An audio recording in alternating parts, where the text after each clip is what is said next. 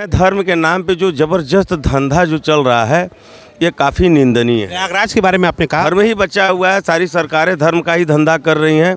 तो धर्म के नाम पे जो लूट मार चल, अब सरकार न माने, गाय कट रही हैं, वीप का सप्लाई हो रहा है। हिंदुत्व की सरकार है, उनका ये धर्म भी धंधा हो चुका। धर्म धंधा हो ही गल। पूरे हिंदुस्तान का हर मंदिर, हर चीज़ तो सरकार ले सो। साजन मिश्रा जी ने एक बयान दिया काशी को लेकर के कि बनारस पहले बड़ा सरल और सहज था, लेकिन अब बनारस को कॉमर्शियल बना दिया गया है। इस बयान को लेके अलग अलग तरीके से लोग देख रहे हैं। हमारे बगल में महंत जी हैं, और पहले तो हम महंत जी अपना परिचय दीजिए। मेरा नाम आनंद भैरव है, मैं श्री कुलपीठ का महंत हूँ और मैं काशी और रसी घाट पे ही पैदा ही हुआ हूँ। साजन मिश्रा के ये जो बयान है उसको किस तरह देखते हैं आप? नहीं, उन्होंने जो बयान दिया है काशी को लेके वो स्वाभाविकता वो सही बात है कि जो काशी के लोग सहज हुआ करते थे, जो काशी का कल्चर था, जो लोग बोलते थे अखड़ी बनारसी, वो चीज़ें अब धीरे धीरे समाप्त हो रही है। और जो श्रद्धा, जो भाव, जो प्यार सब लोगों को मिलता था, अब तो हर चीज़ में आपको बिना पैसा दिए काशी के अंदर आपको न तो रहने को मिलेगा, न आपको दर्शन करने को मिलेगा, न वो भाव मिलेगा। अब वो जो काशी की संस्कृति और सभ्यता थी धीरे धीरे वो नष्ट होती जा रही है। इसमें जो उन्होंने बयान दिया है उसके हम पक्ष में हैं। कौन उत्तरदायी है इसका?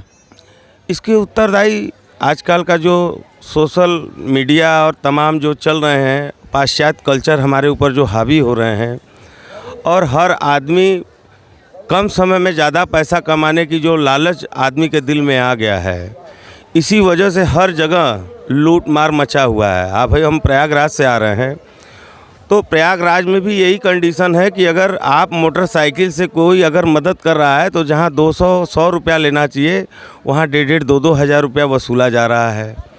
वहाँ पे जितनी भी चाहे वीआईपी कल्चर की जितनी बोटें लगी हुई हैं, चाहे जो भी हो, उसमें भी बाहरी सेटिंग है, होटलों से सेटिंग है कि जब वहाँ आप उनको अगर 5,000-4,000 देंगे आपको वीआईपी स्नान करने को मिल जाएगा। तो ये जो चीज़ें हैं धर्म के नाम पे जो ज़बरदस्त धंधा जो चल रहा है ये काफ़ी निंदनीय है। प्रयागराज के बारे में आपने कहा, काशी में भी क्या ऐसा चल रहा है क्या? हर जगह चल रहा है। आजकल के जो सिस्टम चल रहे हैं सरकार की, सरकारी नौकरियां नहीं हैं, कहीं रोज़गार की व्यवस्थाएं एकदम डैमेज है। आप डॉलर को देख लीजिए, 86 रुपये के पार, 87 रुपये के पार हो गया। तो इन सब चीज़ों से बच्चे जो है बेरोज़गार हो गए हैं और उनकी आवश्यकताएं अनंत हो गई हैं, उनकी आवश्यकताएं बढ़ गई हैं। सबको एप्पल का मोबाइल चाहिए, लैपटॉप चाहिए, अच्छे संसाधन चाहिए। तो इनकी लालच में वो आकर के अब धर्म ही बचा हुआ है, सारी सरकारें धर्म का ही धंधा कर रही हैं। तो धर्म के नाम पे जो लूट मार चल रहा है ये हमारे देश के लिए काफ़ी विनाशक साबित होगा आने वाले समय में, अगर ऐसा ही चलता रहा तो।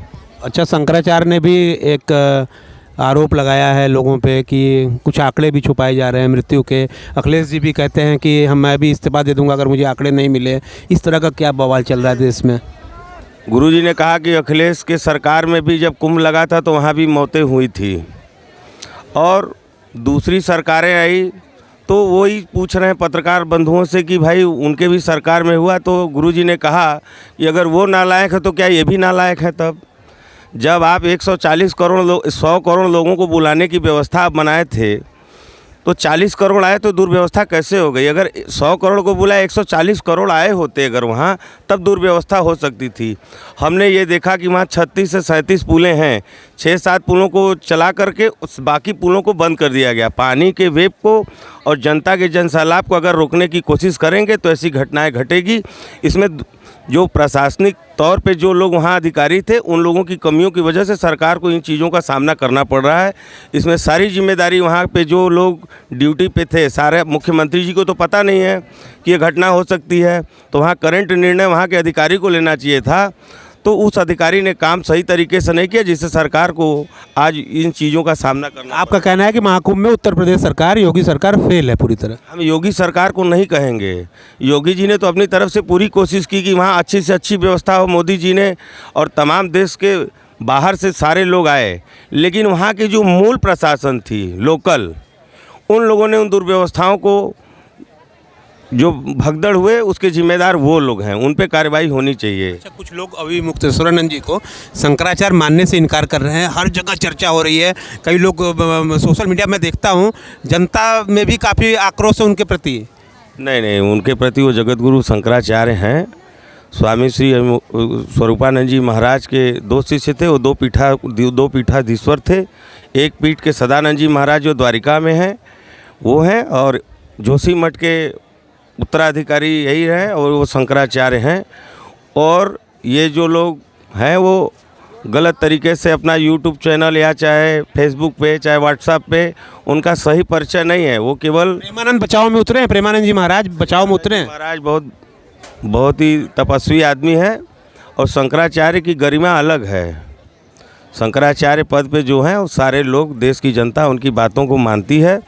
वो जो भी सरकार रहे, चाहे सपा की रहे, चाहे बसपा की रहे, चाहे कांग्रेस की सरकार में तो उन्होंने धरना दिया 108 दिन, तो गंगा जी राष्ट्रीय नदी घोषित हुई।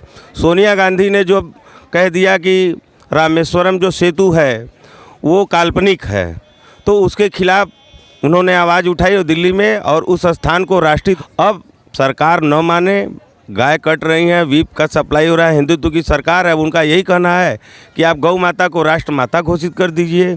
मोर को कोई मार के दिखा दे तो हम जाने, टाइगर को कोई मार के दिखा दे तो जाने, हमारा राष्ट्रीय झंडा कोई जला के दिखाए तो हम जाने।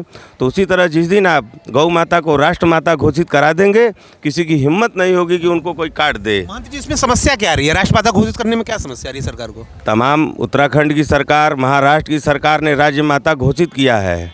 हम चाहेंगे कि हमारे मोदी जी प्रधानमंत्री, यशस्वी प्रधानमंत्री हैं, और हमारे मुख्यमंत्री जी जो हिंदुत्व का एजेंडा लेकर के पूरे विश्व में एक पैगाम दे रहे हैं, उनसे भी हम चाहेंगे कि वो जो है गौ माता को राष्ट्र माता घोषित करावें, जिससे हमारे सनातन धर्म की रक्षा हो सके। हम लोग बचपन से सुनते आ रहे हैं कि धर्म की जय हो और अधर्म का नाश हो, प्राणियों में सद्भावना हो, विश्व का कल्याण हो, गौ माता की जय और गौ हत्या बंद हो।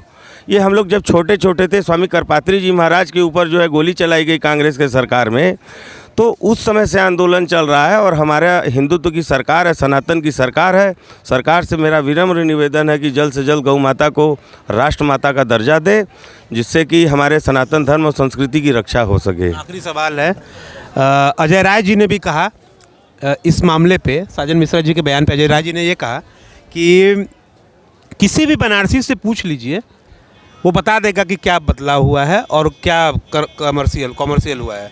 तो आप तो पूरे ठेठ बनारसी ही हैं, यहीं के लोकल हैं। ये हम तो यहीं पैदे वाली घटवे पे, हमार कहे का मतलब कि बनारस का अंदाज सही में ख़त्म होता है। कारण हम बेरोजगारी, हर आदमी के बढ़िया व्यवस्था चाहिए, हर आदमी के बढ़िया व्यवस्था चाहिए, तो जल्द से जल्द लूट ला। तो जो भी बाहर से दर्शनार्थी आवत तो उनके लोग जातों की ज़्यादा से ज़्यादा हमें दक्षिणा दे दे, या ज़्यादा से ज़्यादा चाहे साड़ी का व्यापार हो, चाहे सब धंधा हो गल हो। अब वो प्रेम भाव नहीं रह गल लोगन में, अब सम्मान नहीं हो। जो अच्छा बनारसी हुआ, जो पहले का ठाठ बनारसी हुआ, वो अपने घरे में आनंद लेते हुआ। आई भीड़ में अब देखा बनारस का क्या हाल हो गल हो।